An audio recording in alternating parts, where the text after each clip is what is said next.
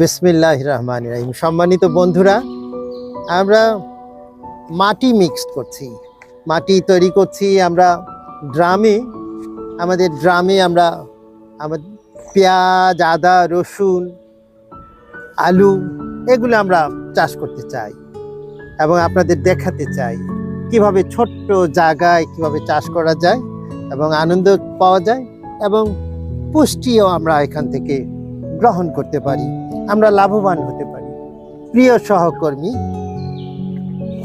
মিন্টু, আমরা দুজনে মিলে এই ছাদ বাগানে প্রতিদিন মিন্টু বেশি পরিশ্রম করে, অনেক বেশি করে।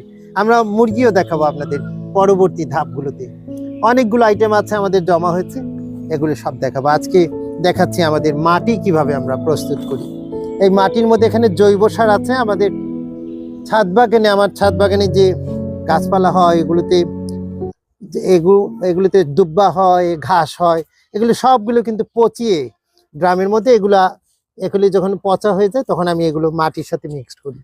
আজকেও তাই করেছি।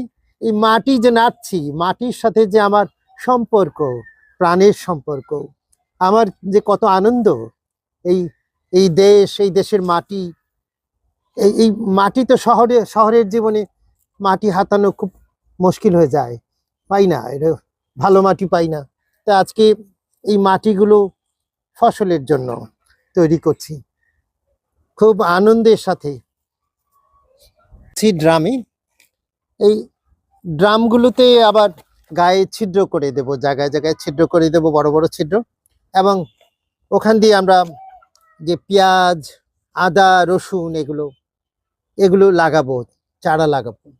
এগুলো যে আপনারা জানেন যে আমরা পেঁয়াজের গোড়া কেটে কিংবা আলুর যেখান দিয়ে পুকি গজায়, সেই আলুর অংশ, আদার পুকি গজায়, সেগুলো আমরা এখানে বিভিন্নভাবে লাগিয়ে দেব।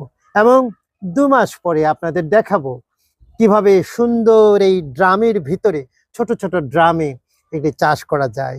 এবং আমরা আদা রসুন, অনেক সময় পেঁয়াজের দাম বেড়ে যায় না, আমরা এগুলো থেকে, ড্রাম থেকে আমরা অনেক শস্য কিন্তু পাবো। বন্ধুরা, আমি আজকে এই ছোট্ট পরিসরে আপনাদের এটুকু দেখালাম। আগামী 2 মাস পরে এগুলো দেখার আমন্ত্রণ আপনাদের জানিয়ে রাখলাম। আপনারা ভালো থাকুন, সুস্থ থাকুন এবং এভাবে ছাদ বাগানে আপনারাও চাষ করতে চেষ্টা করুন, সফল হবেন ইনশাআল্লাহ।